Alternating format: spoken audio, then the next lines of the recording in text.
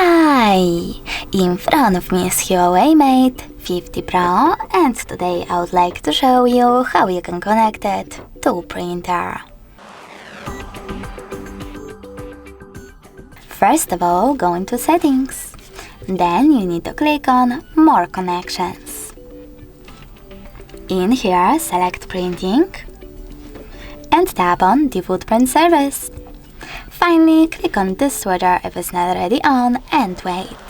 Your device is now looking for a printer. When it finds one, it will connect to it right away.